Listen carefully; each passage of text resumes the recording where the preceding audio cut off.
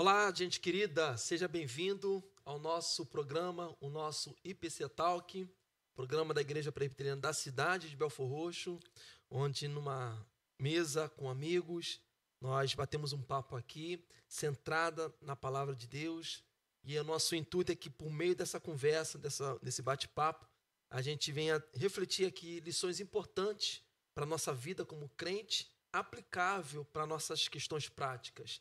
Então, fique aí acompanhando com a gente. Mais uma vez, queremos agradecer a você pela sua presença, pela sua audiência. E para nós é muito importante a sua participação, a sua curtida no nosso programa, também o seu comentário. Também se inscreva no nosso canal, faça parte do nosso grupo. Toda sexta-feira, sempre às 19h30, nós estamos aqui para bater papo, para conversar e trazer esse assunto relevante ao seu coração para a glória do Senhor Jesus, tá bom? Então, muito obrigado pela sua presença. Estou aqui com meus amigos, pastores, o pastor Vanderlei, o pastor João. Eles vão se apresentar um pouquinho aqui, falar da expectativa desse programa e logo depois o pastor Vanderlei vai estar orando para a gente iniciar de vez aqui o nosso programa.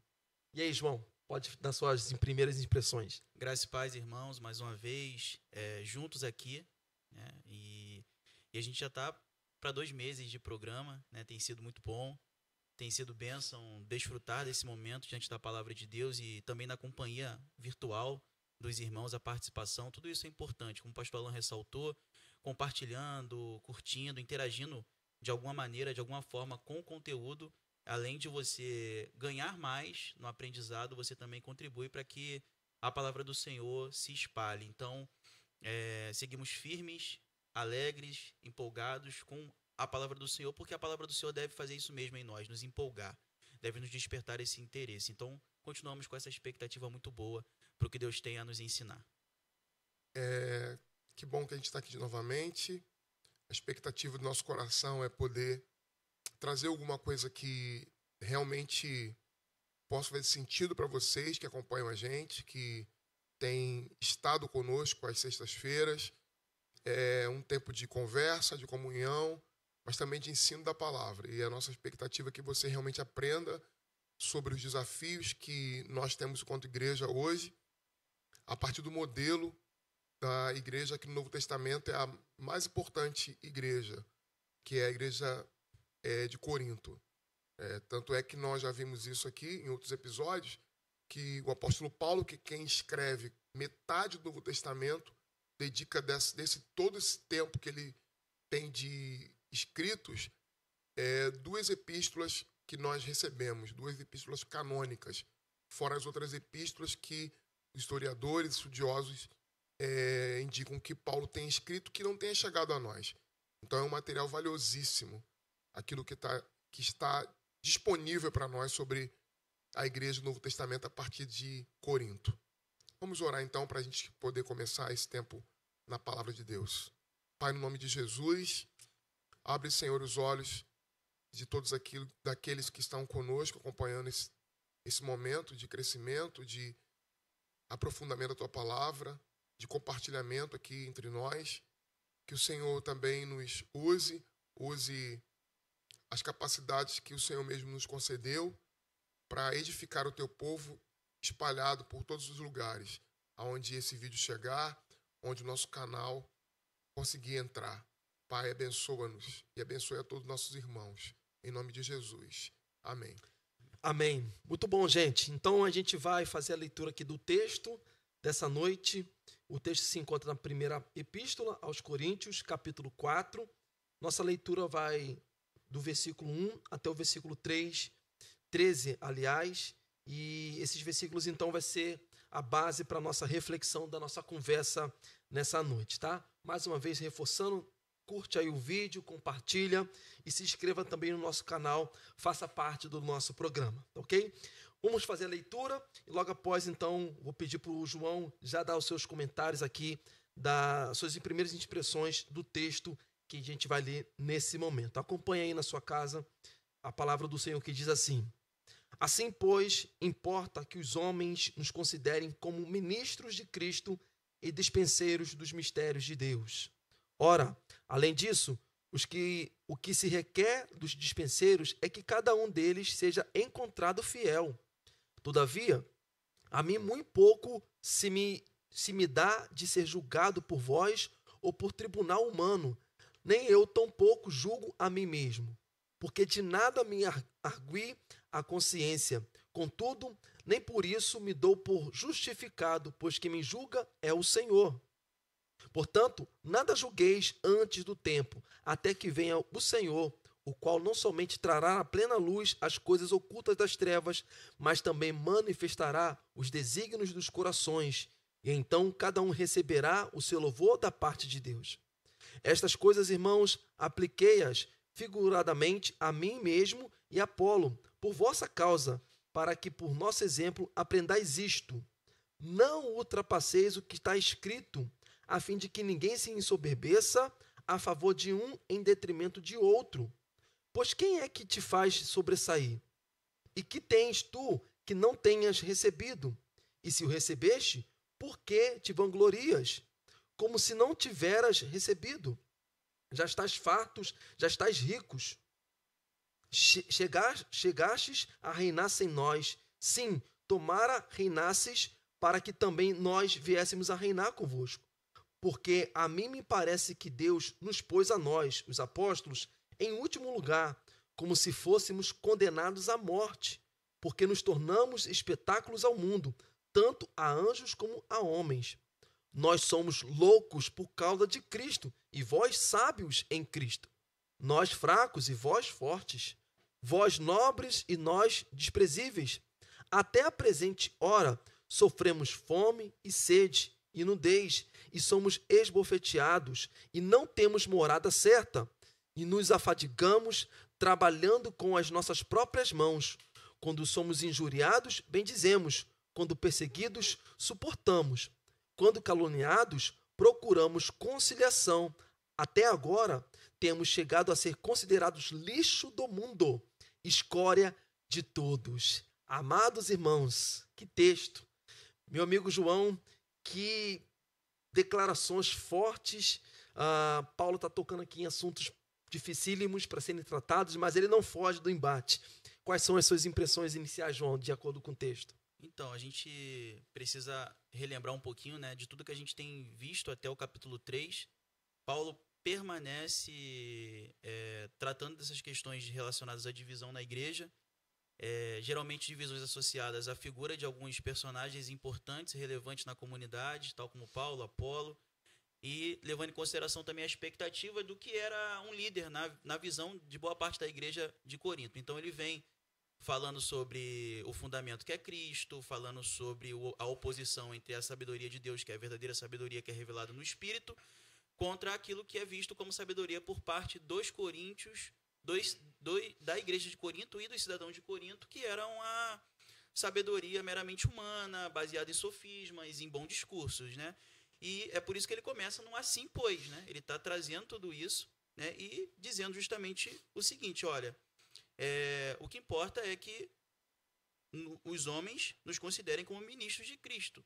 Essa questão da centralidade de Cristo permanece aqui porque é a solução para o problema que Paulo está tratando nesses 4 primeiros capítulos. A gente falou já nos episódios anteriores que Paulo precisa tratar primeiro desse problema, que é essa divisão, que é esse apego à personalidade da igreja, que a gente já, de forma unânime aqui, entendeu que eram personagens, eram pessoas que não tinham nada a ver com todo esse embate e discussão, e estavam sendo levantados como pessoas ali, líderes de partido, quando na verdade não eram dentro da igreja. Então, Paulo primeiro tem que tratar isso. E como ele trata isso? Falando que aquilo que eles têm, eles receberam de Cristo. E importa a quem é apóstolo, importa quem é pregador, a quem é líder, ser alguém que é um ministro de Cristo e apenas isso. Então, ele vai trabalhar o capítulo 4, pelo menos até com mais ênfase, né, nessa primeira parte, até o versículo 13, reforçando isso, inclusive dizendo que as consequências de exercer essa liderança, seja o apostolado, seja a liderança, o pastoreio da comunidade, implica muito mais em sofrimento e dor, em ser escárnio, em ser vergonha, do que naquilo que os coríntios esperavam, de alguém virtuoso, vistoso, né? Alguém que parecesse, né, sempre com um semblante belo, com bons discursos e palavras. Paulo vai falar que não é isso não é essa a régua do sucesso do ministério do líder cristão. Então, a gente observa muito isso nesse texto aqui. Paulo encerra o capítulo 4, encerra essa primeira parte tratando dessas questões relacionadas à divisão, ao orgulho, né, apontando para a humildade e para as consequências do apostolado.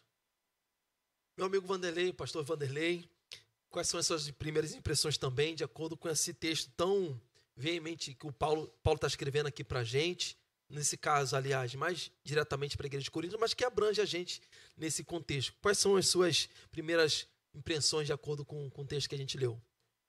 Então, a gente tem mais um texto paulino. É interessante que Paulo, mesmo negando ridicularizando por vezes a retórica grega e ridicularizando os argumentos sofísticos, Paulo é extremamente hábil em usar isso a seu favor, fazendo com que o discurso vazio seja desqualificado. Mas ele também tem um discurso. Ele também tem uma intenção ao escrever esse texto. E ele vai construindo como uma casa, como um construtor, vai construindo tijolo por tijolo os seus argumentos. E nesse capítulo 4, ele começa a identificar a figura do ministro e do dispenseiro. E essas duas imagens, elas estão associadas uma à outra, tanto o ministro como o dispenseiro. E ambos administram aquilo que não é seu. Eles têm, a função deles é administrar aquilo que não lhe pertence, agir com mordomia com aquilo que receberam. Então, ele traz isso para a realidade dele, e depois a gente vai perceber também com relação a Apolo.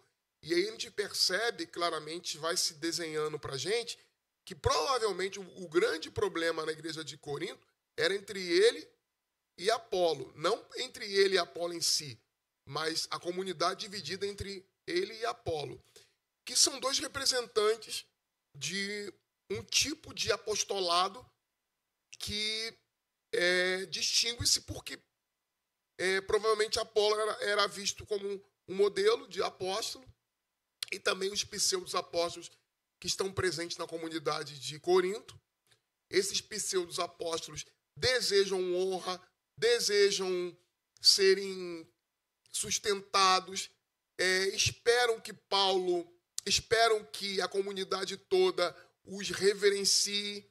E Paulo está dizendo que não é nada disso que ele espera, não é essa a função do apostolado, não é essa a função de quem ministra, não é a função de quem é mordomo, de quem é dispenseiro. O dispenseiro deve administrar os bens de outro.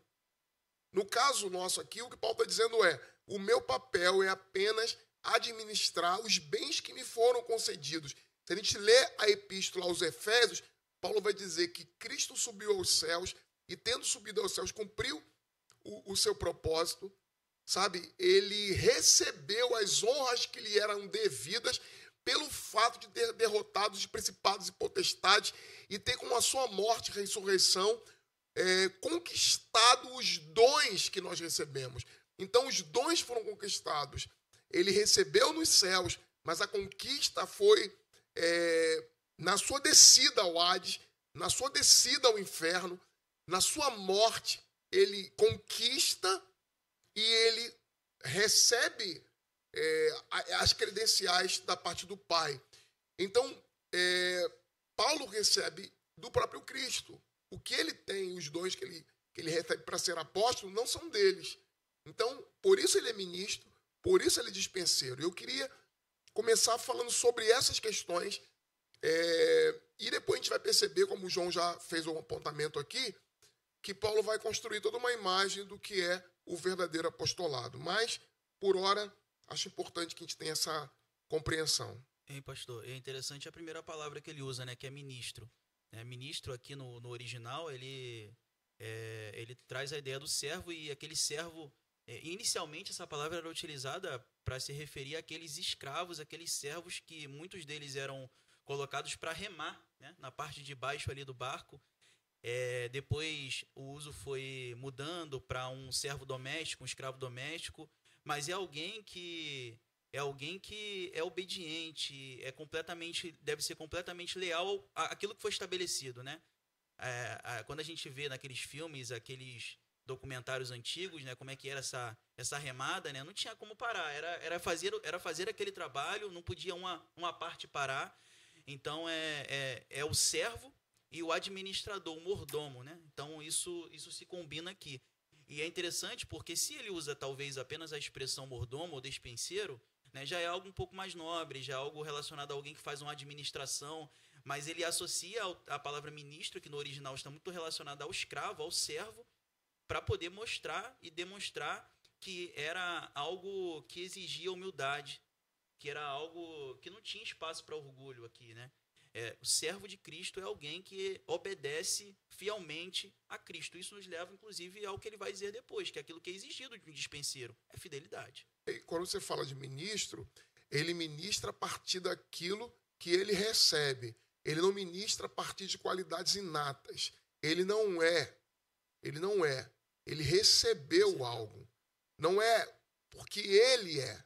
É porque, sendo e apesar de ser quem ele é, porque ele vai o tempo todo desqualificar a sua pessoa, ele enaltece o seu ofício, mas desqualifica a sua pessoa.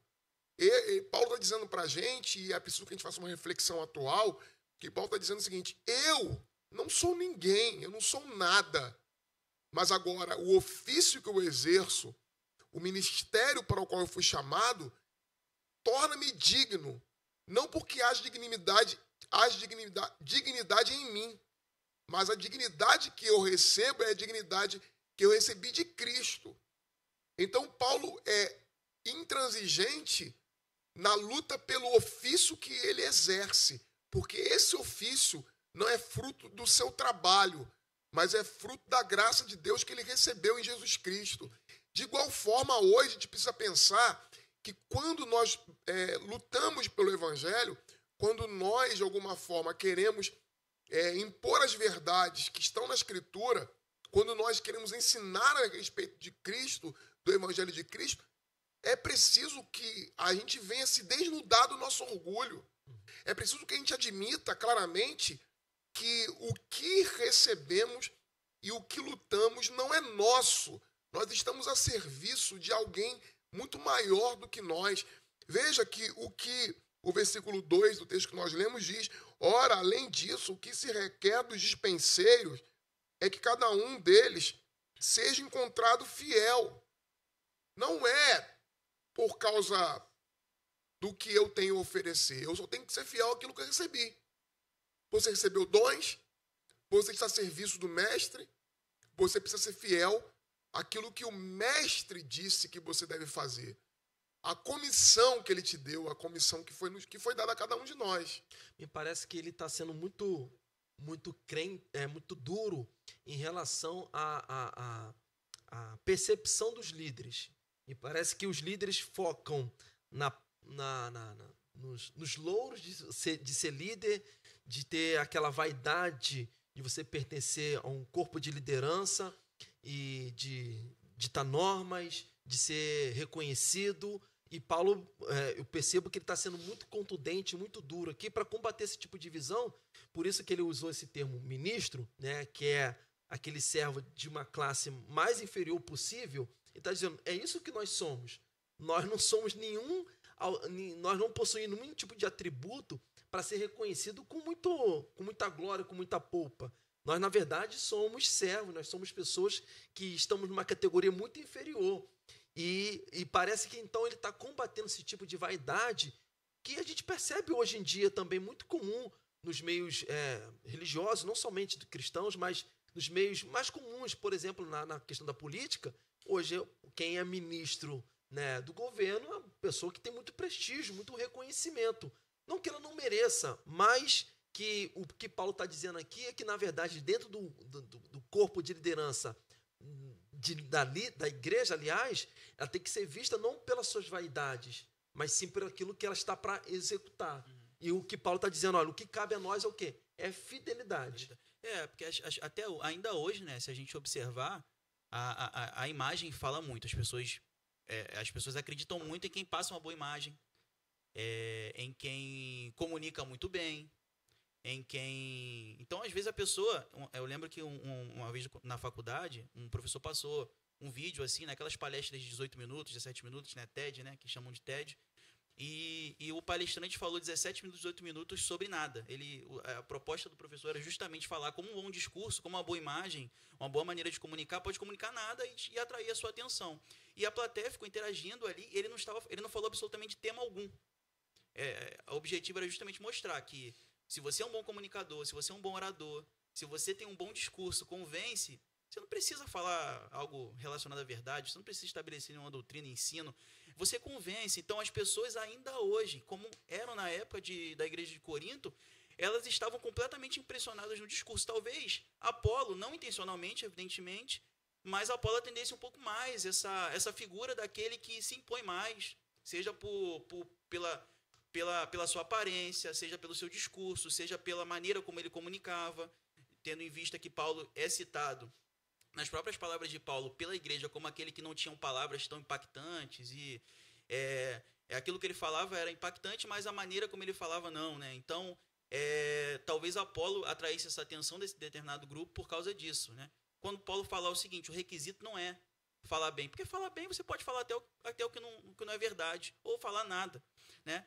O que é exigido do ministro, do mordomo de Deus, do administrador daquilo que Deus deu, dos dispenseiros do mistério de Deus revelado em Cristo Jesus, é fidelidade. O bom pregador é o pregador fiel àquilo que ele recebeu.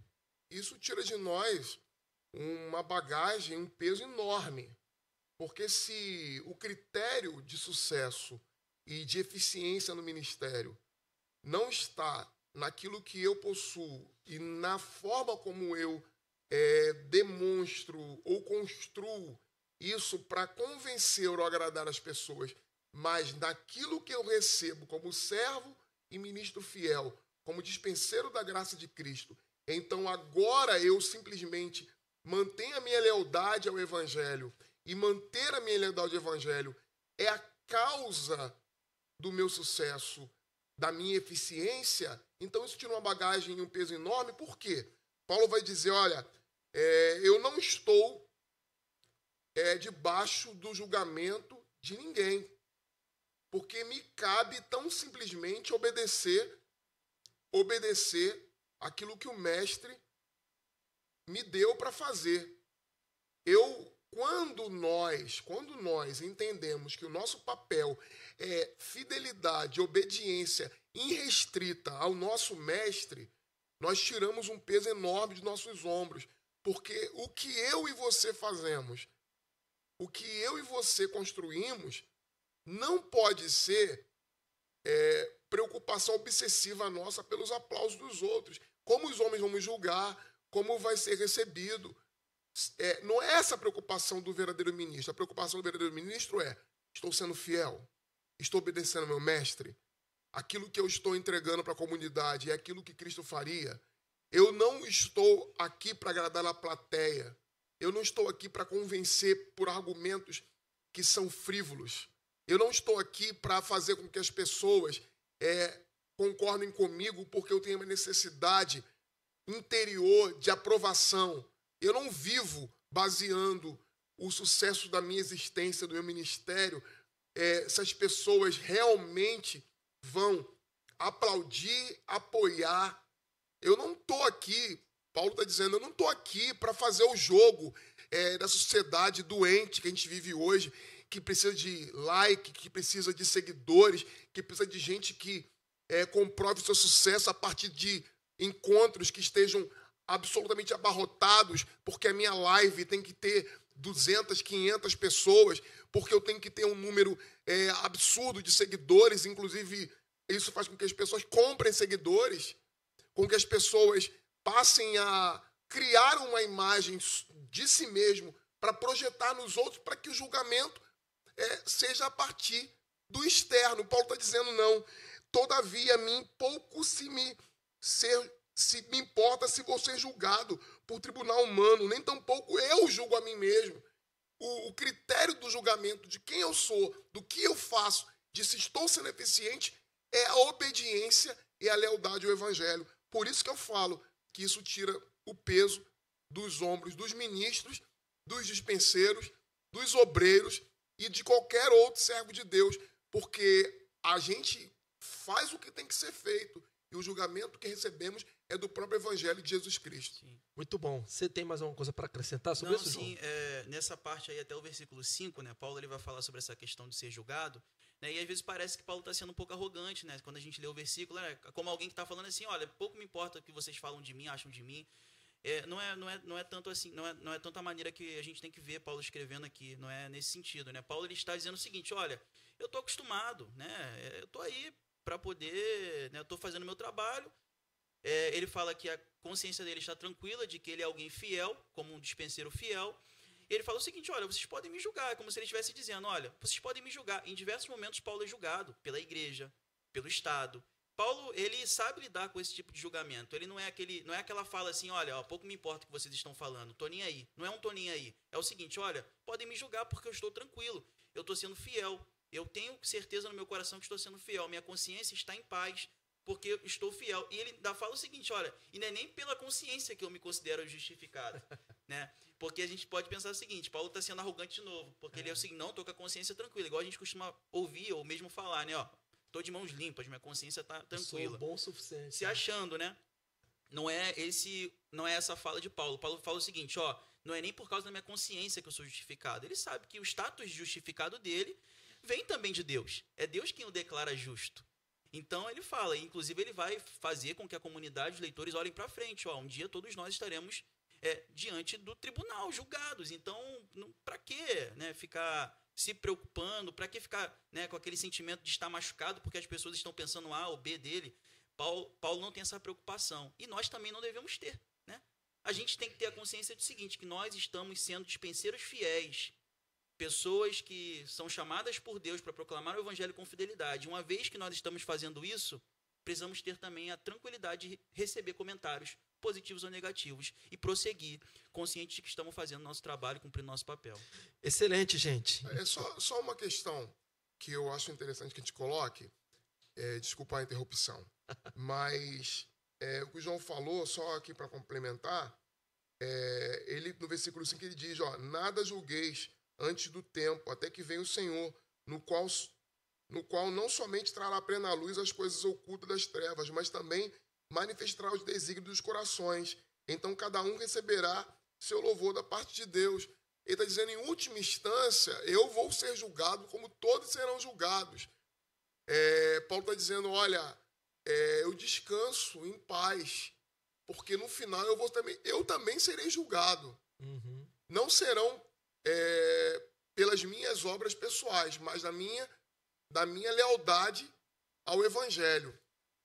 Com isto, contudo, entretanto, não pode significar para nós que, como bons conservadores que somos, a lógica de alguns pode ser, eu estou fazendo o que o Evangelho manda, estou sendo fiel.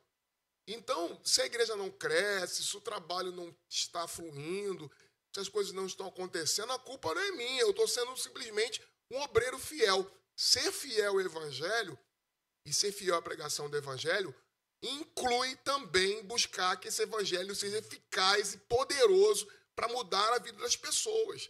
E se nós estamos sendo fiéis completamente ao Evangelho, esse Evangelho precisa mudar a vida da nossa comunidade. Esse Evangelho precisa mudar a vida das pessoas. Esse Evangelho precisa mudar a nossa própria vida. Nós não temos que estar em comunidades que estão à beira da morte, comunidades moribundas, e simplesmente dizer, nossa comunidade não tem relevância porque nós estamos sendo fiéis ao Evangelho. Mentira! Porque Jesus atrai multidões e o Evangelho é capaz de mudar a vida das pessoas. E se a água está jorrando, e se o poder de Deus está manifestado na vida da comunidade, as pessoas à nossa volta serão impactadas. O problema é que nós estamos, às vezes, presos à letra, aos nossos costumes, a nossos modelos eclesiásticos. Não estamos dispostos a mudança alguma. Estamos fiéis, mas não ao Evangelho, fiéis à nossa tradição religiosa, aos pontos doutrinários que nos interessam. que nós somos incapazes de abrir mão um centímetro sequer e dizemos que isso é que nós estamos atrelados, escravos, é o evangelho, não é. E a gente precisa ser... nós precisamos ser corajosos para abandonar o bando de coisas ruins que nós trazemos para a nossa comunidade, que nós falamos que é o evangelho, mas que nada tem a ver com o evangelho. Porque o evangelho é poder de Deus. O apóstolo Paulo diz isso na carta aos Romanos. O poder do evangelho vai mudar e vai quebrar as pessoas, vai quebrar os grilhões, vai destruir Satanás. Perfeito, perfeito. Já vou dar uma dica para a produção, que isso é para corte, hein? Essa fala do pastor Vanderlei é para corte. Não vai, tem que haver mudança. Exatamente. Por causa do evangelho. Então, essa... Perfeito, pastor. Gente, colocação. você está entendendo aqui como o negócio é quente? Aqui a nossa conversa é pra gente... Vou falar igual os pentecostais. É forte, hein? É forte, é. Essa palavra é forte. Nossos irmãos pentecostais sejam muito bem-vindos entre nós. E quando eu faço essa colocação, no maior sentimento de carinho e de fraternidade que temos. Temos as nossas distinções, mas esse lugar aqui, essa mesa aqui é para respeito e cuidado mútuo de quem quer que seja. Perfeito. Gente querida, eu quero aqui, a gente vai entrar na segunda parte do texto, que a gente vai caminhar para o final, mas antes, quero pedir aquele famoso like, mais uma vez, para você curtir nosso vídeo, deixar nos comentários aí a sua percepção daquilo que os pastores têm falado aqui. Comenta, por favor, a gente vai trocar uma ideia legal aí pelos comentários, então vai participando com a gente, comentando aí no chat, tá? Outra coisa, compartilhe o vídeo também, se inscreva no nosso canal, faça parte do nosso grupo, a gente quer crescer cada vez mais para a glória do Senhor. E quando você curte, comenta, o assunto ele é relevante e o YouTube entende que esse assunto pode ser comunicado para outras pessoas. Então a sua curtida é fundamental para que isso tenha uma abrangência, um alcance maior e você pode nos ajudar com isso também, tá? Meus amigos, eu quero ir para a segunda parte do texto. O Paulo continua ainda tratando sobre liderança. E ele começa a tratar aqui um lado difícil da liderança, que é a questão do sofrimento, de lidar com muitas questões complicadas nessa lida ministerial. Mas eu queria que a gente aqui tocasse, abrangesse um pouco mais. Por quê? Infelizmente, muitos anos as comunidades evangélicas têm tratado de uma vida próspera, que ela está imune a fracassos, a problemas, por exemplo, a falta de emprego, a doença e etc. No entanto, a partir do versículo 9, o apóstolo Paulo fala que, como questão de condenados à morte, espetáculo para o mundo, né? Começa a tratar aqui de coisas muito complicadas, aliás. Eu queria que a gente conversasse aqui sobre essa vida cristã, essa jornada cristã que muitas vezes tem percalços, problemas, dificuldades, não somente para líderes, mas também para todos os crentes de modo geral. Sim, é interessante de observar que aqui ele faz aquilo que o pastor Vanderlei já tinha, né, sinalizado lá na primeira fala, segunda fala dele, que é se colocar, né, e ele se coloca Apolo, né, demonstrando que realmente havia uma questão da comunidade em relação a esses dois, né, ele e Apolo, e ele se coloca, o que ele vai dizer aqui basicamente? Ele fala, isso se aplica a mim, Apolo, isso se aplica a nós somos despenseiros, nós devemos ser fiéis, e isso, consequentemente, anula completamente qualquer oportunidade de ser soberbo, de ser orgulhoso, porque aquilo que a gente está fazendo, e a gente está fazendo a partir daquilo que recebeu, e Paulo é muito, muito claro nisso, até quando ele vai, né, falar mais para frente acerca da ceia do Senhor, ele fala, eu não estou inventando nada, né, eu recebi. Né, o dispenseiro é isso, o trabalho do dispenseiro se resume a justamente essa expressão. Né, o que eu recebi do Senhor, eu estou entregando. E ele fala, isso se aplica a mim e a Apolo. Se eu faço isso, né, como é que eu vou me sobressair? Como é que alguém pode achar que eu estou me sobressaindo? Como é que alguém pode achar que Apolo, também sendo fiel, dispenseiro de Deus, vai estar sobressaindo sobre alguém? Se a pessoa falar, porque ele fala melhor, ele já está se condenando, né? Porque era justamente o que acontecia. É porque ele fala melhor, é porque ele tem um discurso mais bonito. E aí a pessoa se autocondenava, né? Então é isso mesmo que eu quero combater. Paulo está combatendo esse tipo de sentimento. Então, Paulo, e aí a gente vê como Paulo, ele é alguém extremamente erudito, porque por mais que ele não seja um sofista, não fale como sofista, mas ele sabe os recursos da retórica para usar. Então aqui ele usa bastante ironia, mais sarcasmo. Ele é sarcástico com a comunidade e a gente percebe nisso, né, nesses versículos que o próprio pastor Alan citou, né? Vocês estão fartos, né? Vocês são ricos, né? São reis, como se ele falasse, vocês já estão reinando. Né? E ele vai fazer isso a partir do versículo 8. E ele vai contrastar, né, com as consequências que ele viveu na carne, na sua pele, do que é o apostolado. Ele vai falar justamente isso. Olha, pelo contrário, o que eu vejo e o que eu sinto, o que eu vivi, não tem nada a ver com riqueza, nobreza, né? Ser vistoso. Não, pelo contrário, eu sofri, eu precisei ralar, né? Sofremos fome, sede, nudez, passamos por experiências terríveis como apóstolos. Então, tudo aquilo que vocês esmeram e têm expectativa de que deve ser um líder cristão, olha, não é bem por aí não, pelo menos eu vivi algo completamente diferente. Então ele vai dizer isso nesses versículos aqui até o versículo 13. Até com palavras bastante duras, né? Porque as últimas palavras que ele diz aqui é escória de todos e lixo do mundo. Sim, porque naquilo que você disse, na ironia e no sarcasmo de Paulo, na ironia de Paulo, ele diz, olha,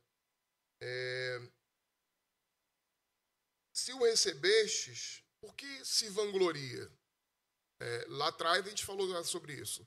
Por que se vangloria naquilo que você recebe? É irônico que você esteja se vangloriando de algo que não é seu. Há um mantra aqui, com toda sutileza, Paulo se utiliza, porque eu recebi do Senhor também vos entreguei. Acabou. Quem questiona? Ele recebeu do Senhor, ele está apenas reproduzindo. Então, quando essas pessoas sobressaem e se tornam arrogantes, Paulo está dizendo para vocês, olha, vocês estão fora completamente do que é o Evangelho. Vocês não podem se vangloriar de algo que vocês receberam. O que vocês estão se vangloriando não é uma posse de vocês. E ele é sarcástico porque ele diz, olha, vocês já estão fartos, já são ricos, como o pastor João. Paulo está dizendo para vocês, vocês estão loucos. Vocês estão agindo diferente do que deveriam agir. Vocês deveriam, sim, ser humildes. Vocês deveriam, sim, agirem com o coração de quem é dependente. Quando a gente aqui está bem prestes a concluir esse texto, o que Paulo vai dizer do versículo 10 até o versículo 13, e eu vou ler aqui alguns trechos, Paulo dizendo, olha, ao contrário do que vocês pensam, de que vocês podem se vangloriar, ou que vocês pensam que podem sentirem-se ricos e como se estivessem reinando, Paulo está dizendo, olha, o que nós somos, eu vou trazer vocês para a realidade. Olha, preste atenção aqui, vocês se acham que podem ser arrogantes por aquilo que têm, e vocês acham que podem reinar a partir daquilo que são. Mas o que eu quero trazer para vocês aqui de forma muito realista, nós somos loucos por causa de Cristo. Nós somos loucos por causa de Cristo. E é interessante que Paulo faz aqui um jogo de palavras bem interessante. Nós somos loucos por causa de Cristo e não sábios, como vocês pretendem ser. Nós somos fracos por causa de Cristo e não fortes, como vocês pretendem ser. Por causa de Cristo, nós somos desprezíveis e não nobres. Por causa de Cristo, nós passamos fome, nós temos sede. É o que ele vai aqui dizer no versículo 11. Olha, até a presente hora, sofremos fome, sede, nudez, somos esbofeteados e não temos morada certa. Nos afadigamos, trabalhamos com as nossas próprias mãos. Ele está falando dele. Ele está falando dele. Quando você vai para a segunda epístola aos Coríntios, o capítulo 11 é considerado por alguns teólogos como sendo o discurso da insensatez, da loucura, porque Paulo vai se vangloriar no seu fracasso. Ele vai se vangloriar em que ele não tem absolutamente nenhuma credencial para se considerar apóstolo segundo o modelo da igreja de Corinto. A única coisa que ele pode se vangloriar é no fato de que ele é fraco, de que ele é incapaz, de seu discurso não convence ninguém, que a sua riqueza é nada, de que ele não se sobressai, de que ele não argumenta o suficiente, de que ele não é filósofo. Ele diz, eu sou exatamente por não ser. E olha que coisa espetacular. Eu sou a loucura para o mundo. Eu sou o fracasso de todos e de tudo, mas ainda assim, por causa do Evangelho, o Evangelho me faz ocupar essa posição. Muito bom, gente. Estamos chegando aqui ao final do nosso episódio dessa noite. Mais uma vez agradecendo a você pela audiência, aliás. Eu queria que a gente concluísse aqui de forma breve, então, os principais pontos que a gente discutiu aqui, para a gente finalizar o nosso programa. Pastor João, deixa aí suas conclusões, por favor. De forma bem direta, né? O apóstolo Paulo fala o seguinte, olha, ser cristão é estar disposto a sofrer, né? A expectativa ainda hoje da igreja é o contrário em muitos lugares. E quando a gente observa como a igreja avança e em quais contextos a igreja permanece avançando e corroborando com toda a história da igreja, a gente vê que a igreja prevalece e cresce, principalmente em contextos difíceis, onde as pessoas se veem menos autossuficientes e mais dependentes de Deus.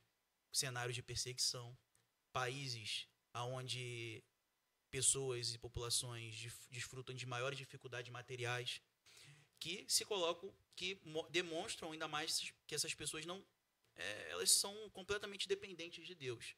Então a gente observa isso, a gente percebe que há uma semelhança até mesmo com aquilo que é dito por Jesus em relação à igreja de Laodiceia, em Apocalipse.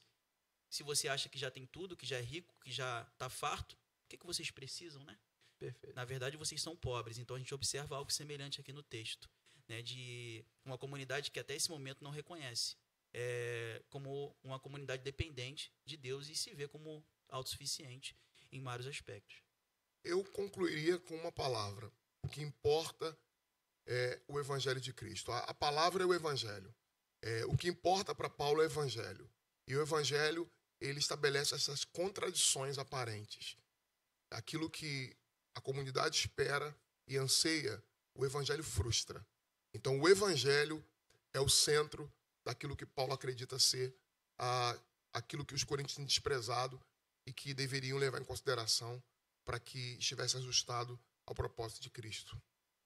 Muito bom, muito bom. A gente vai estar, então, concluindo o nosso programa de hoje, mais uma vez agradecendo a você pela sua participação. O pastor João vai estar orando com a gente nesse momento e a gente vai encerrar nosso programa nessa noite. Oremos. Graças te damos, Deus, pelo tempo juntos aqui, mais uma vez. Rogamos, Senhor, que teu Espírito ajude-nos a entender cada vez mais a tua palavra, nos iluminando na leitura, nos dando a concentração necessária sempre, Senhor, para que possamos crescer espiritualmente, amadurecer espiritualmente. Continue nos abençoando aqui, abençoando cada um que está em casa, cada família que está em casa participando desse encontro. Rogamos a Ti as Tuas mais ricas bênçãos sobre nós, sobre nossa igreja, sobre todo o povo de Deus. Oramos assim, Senhor, agradecidos no nome de Cristo Jesus. Amém e amém.